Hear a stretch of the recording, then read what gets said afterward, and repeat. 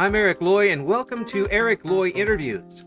On this podcast, we talk to folks from the VTuber community about their channels, their talents, their stories, where they come from, and their plans for the future.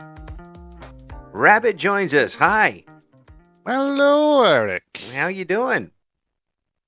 We are awake. Well, I appreciate that. Could you introduce yourself to everybody? Yes, I am Rabbit Hole from the channel Rabbit Tactic. And I play mostly D&D stuff, strategy games, RPGs, stuff that's not popular for people to watch on streams. Well, it's popular enough for people to play, that's for sure. I haven't done anything with Dungeons and Dragons since the 80s. So I've played some 3.5. Yeah, 3.5 is actually my favorite. Yeah, I don't even know whether it was pre-1 at that point, but Oh, it was pre-1 at that point? yeah, it was the original books. I can tell you that when we were playing out of. Yeah, I played a version that was based off AD&D, and it's very deadly. Yes, it could be, but again, I was playing. One of the people in my party had an IQ of about 2,000, and he really liked to just absolutely torture the dungeon master. So Yeah, I heard about that when you were interviewing a friend of mine, Kenji. yeah. He really liked to mess him up good, and I just kind of went along with him. That was easy enough. What type of you play those games on stream? Do you do D&D on stream?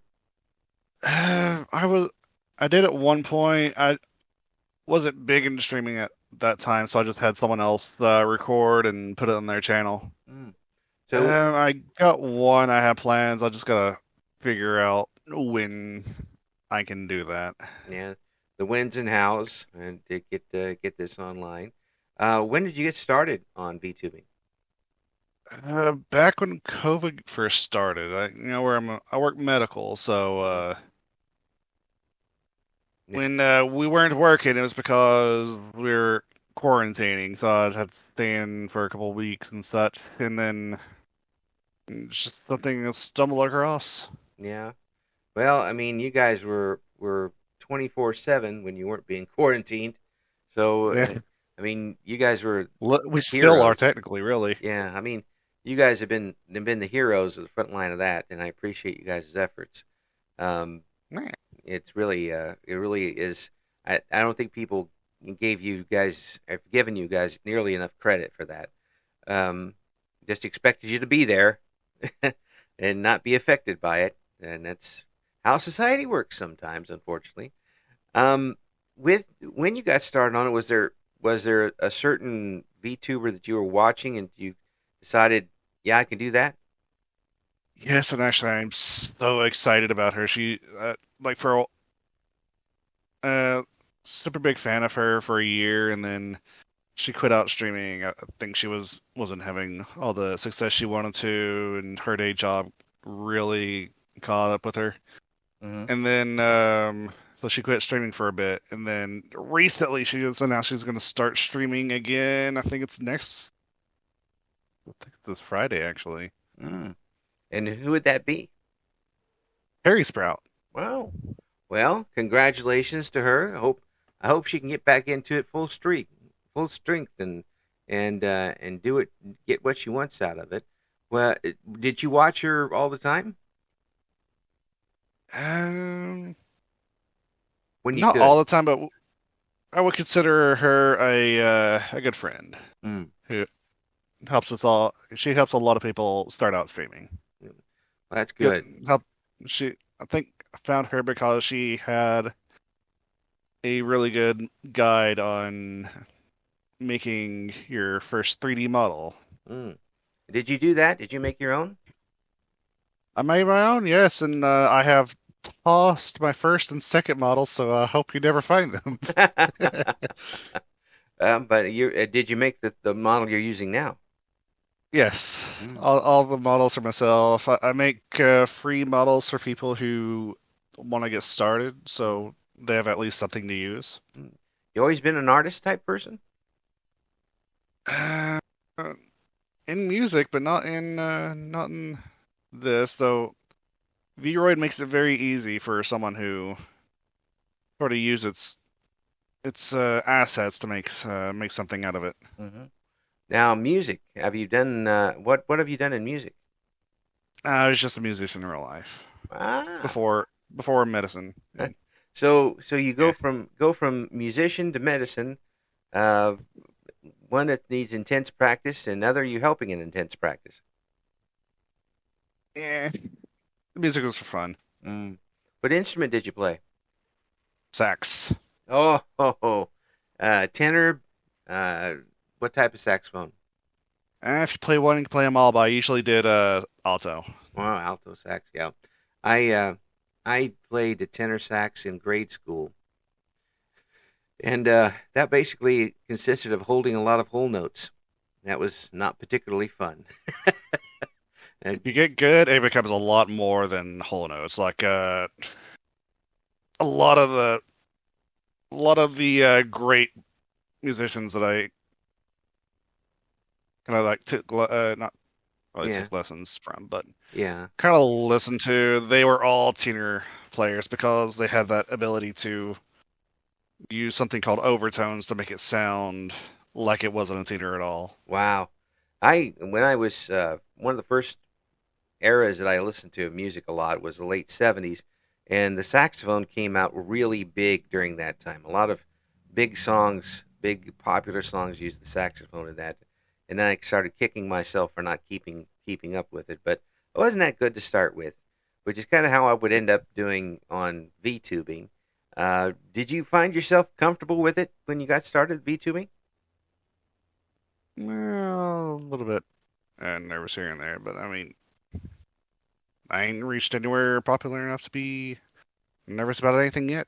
Well, I mean, you're still getting out on the stage, but if you have been out on the stage before, maybe it wasn't so much of a big deal. Yeah, the lack of success is there, but the friendships that we make along the way are more than worth it. Have you been able to do a lot of collaboration? I almost always do collaborate. Has, Uh, it gets so lonely when you're alone. yeah. Well, you get. Have you been able to get a group of people that you can trust to collaborate with? Um, I got a lot of circles actually. I kind of just hang out in, Hmm. Yeah. and then I'm kind of dragging. I'm slowly but surely dragging them all into this central station server. Hmm. Yeah. I have been to that station, that server. The folks who know what I'm talking about is it's a Discord server, and there are very many places on a Discord that you can get some information on how tos and make connections on it. It's pretty much you pretty much have to have some sort of Discord connection, I think, for VTubers these days. Yeah, there's Twitter, there's the whole TikTok, and I'm just like, I don't like any of these, but I could be on Discord all day. Yeah, yeah. We're recording this right now on Discord, so there are a lot of tools that you can use as well for it, and Versatile. yeah, it very much is. I tell folks all the time, when I started in radio, couldn't do this. That's for sure. That just was not going to happen. Have you got any big plans for the channel? Have you got any ideas that you want to get started on? There's the D&D thing to get started on eventually, Mhm. and then another one thing I want to do next week. I was gonna get together with a friend of mine who's also on the station server, one of the people I've drug over there, and then we're gonna do like a list. We're just gonna down a whole list of everything anime wise that's coming out this summer, Hmm. and we're just gonna like watch every trailer, go through it all, and see what all we want to watch. That sounds like a lot of fun actually, and a good chance to dip your toe into anime if you haven't been in it before. Um, and and have you watched a lot of anime in your life? Uh, I don't really like the mainstream stuff, but I found a good amount that I do like. Hmm. It seems like that folks who really get into it kind of shy away from the mainstream. It's like pop music. People don't necessarily like the top 10, but they're okay with with a lot of other music that goes on. Same with anime. Like I probably wouldn't like if I heard if I all I heard about it was Yu-Gi-Oh or One Piece, and then you get into the old stuff well, not the old stuff, but different stuff like I think Angel Beats was my first one that wasn't mainstream, Hmm. Well, you gold stuff. You go back to Fist of the North Star. or Gundam. Yeah, yeah. I watched Fist of the North Star. It was on Cinemax, I think, and it was so chopped up and messed up that nothing made any sense at all. It doesn't make a whole lot of sense when it's not chopped up. So it really We have makes, subtitles for. yeah, it really doesn't make any sense when it's when it's all chopped up the way they did it, and they didn't run some episodes, and all of a sudden it was done, and there you go. Um, as far as what you're streaming right now, which games are you online with? Oh, let's see here. Sam's got a fun little collab group where we do a Stellaris thing. It's where you take an empire that has recently achieved space dominance in their own solar system, Hmm. and then you go explore the galaxy and find other empires, which in this would be other players. Okay. So do you have diplomacy and action at the same time? Yeah, like the last time I was playing HoloCorp, as in Hololive has taken over the world and have are wanting to spread VTuber stuff all throughout the galaxy. And then we met the Space Rocks, who were very xenophobic, but they accept me because we sell cool stuff. Yeah. So you do have like goods that you can trade, and you have to try to keep your empire up as well. And it wouldn't really be like specific goods. It was just like stuff in general. Yeah. Like you had it was all combined into something called trade value. Ah, okay. Well, that's always big in negotiations, no matter what world you're in. So that sounds like it'd be a lot of fun to collaborate with. Any other games that you're working with? We also got that Divinity that I was playing with Kenji that you had on before Yeah, and Wander. yeah. It Um, then I used to do collaborations with someone who would always stream his games, but it was more of a would post on YouTube just to keep track of it. okay. Is there any game coming out right now or here soon that you're really looking forward to? Hmm. Nothing coming out. I have my eye out. Yeah, I yeah, guess in the coming year, like I have put thousands of hours into a game called Europa Universalis 4, and the fifth one is coming out probably about next year, I guess. yeah. And what's that one all about? Um, Same company as the space game I just talked about, Stellaris. As you take a nation from the year 1444 and you control what it does and try to change history for the next 400 years. Now that sounds like it would be really fun, and I can imagine putting that many hours into a game like that. Uh, it sounds like you could take a lot of different paths. Am I right? Yeah, you can go for world domination. You can, let's see here, what's some fancy things to do? You can take over France as England. You can restore Rome as the Byzantium Empire. Mm. And well, taking over France and England back then was kind of like something you had to do. Yeah, it starts out with the Hundred Years' War as an event. Yeah, it was kind of they had to do that. I think it was ingrained in whatever contracts the king had to sign. First thing you have to do is try to take over France, and the other way around too. But you can expand. You go through technology advances, and are you managing your own state, or is it more of a military thing? It is sort of both. You have the estates, you have your military. Each of the Paradox games holds their military very differently. I think Europa does it best on a 2D platform, and then Stellaris is probably my favorite combat system Mm. overall. So, is there a combat system in that Europa game, or is it like a turn-based 2D game? How it's all technically turn-based, but the turns take place day by day, and then you get results of certain things at the end of each month. Mm. So I wouldn't Pretty need. akin to a RTS. So I wouldn't need to have too many twitch muscles working on that one. I, I don't have to move my fingers too awfully fast in that game. No, it's mostly just your mouse. Well, that's good because I don't know if I can keep up with the fast combat games that are going around these days. Is there a game that you really want to stream but haven't done it yet?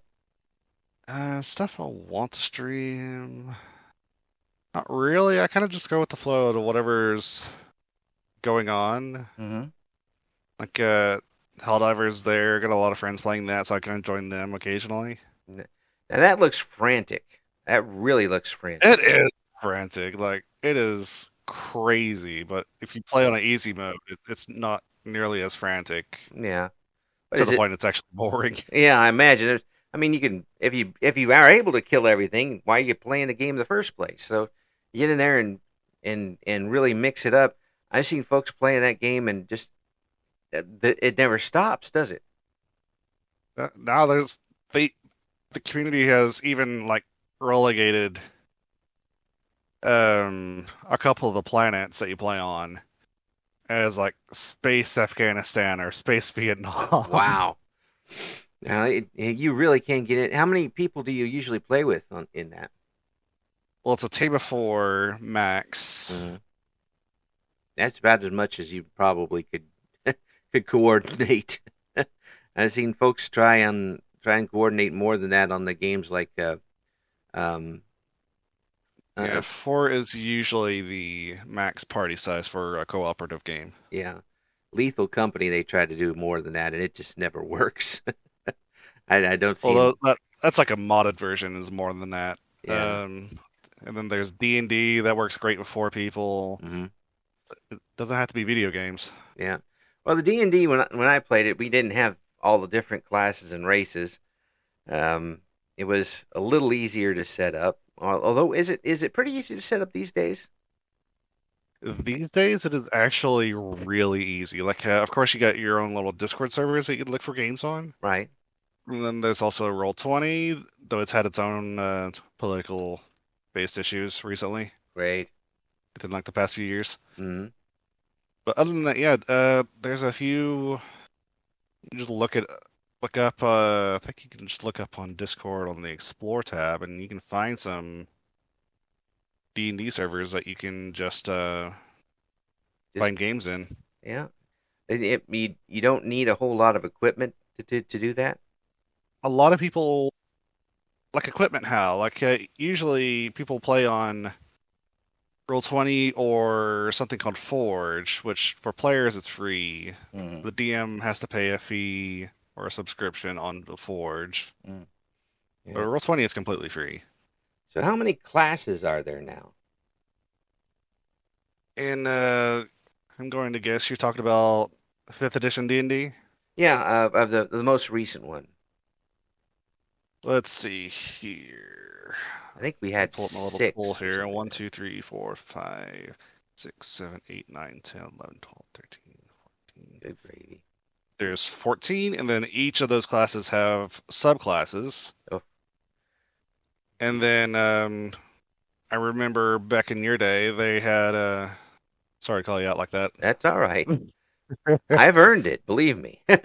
I remember that you had races as classes. Yeah, Like I think Elf and Dwarf were their own class. yeah, yeah, yeah. And Along with these 14 classes, you also have a crazy amount of races to pick from. we didn't have that many races to pick from at all. Um, but the expansion has been amazing, and anybody who would have been playing it and gets dropped into it now would feel a bit lost to start with. They'd be fascinated by it and they'd want to play it, but they'd still be kind of lost. It always helps to have someone who knows their way around. Hmm. Like I played 5th edition for a long time, DM'd a lot of games, but so I kind of know my way in and out of it. Mm. Yeah, It's not nearly as complicated as where I started in 3.5. mm, yeah. Well, for someone who's a new player, is version 5 friendly to a new player? The rules are very friendly to a new player. Mm, that's good, 'cause that was always one thing, even back then, is trying to learn the rules as you went. And it's very power friendly as well. Like no matter what you do, you always got options. Like if someone was new to the game, it's like I don't know what to play. It's like, all right, tell me just a character in your head.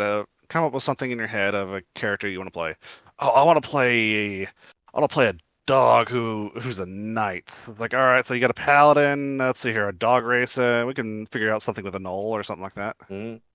Yeah, and it does kind of adapt to that. That's good, because back then you couldn't really adapt to much of anything.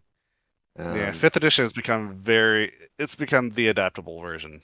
yeah, well, that's good news. Now, what have you got going on right now on your channel? Right now, it's literally me throwing stuff at the Twitch and trying to figure out what sticks. Well, folks can come out and see what Rabbit has to offer. We're going to have the link up in the description for the interview here. I do appreciate you coming on, and I hope that your D&D continues and you get that expansion, that number 6 that you're looking for the simulation game. I think that would be a lot of fun. I might look into that one myself. Oh, Europa 5. Europa, yeah, that game I sounds. thought you was talking about D&D for a minute there. It's like, Well, it's I'll kind look of forward to both. that. Kind of both. I hope that continues well for you, and the Europa 5, or I guess 6 now, that will eventually come out. I hope that lives up to your expectations. That does sound like a game you could really get into and lose a lot of hours in. Lost years. That's okay. Hopefully, you got a lot of years to lose. Appreciate All right. appreciate you coming on. I hope your interviews go well. Thank you for listening to Eric Loy Interviews. Join us again next time when we talk to another member of the always interesting VTuber community.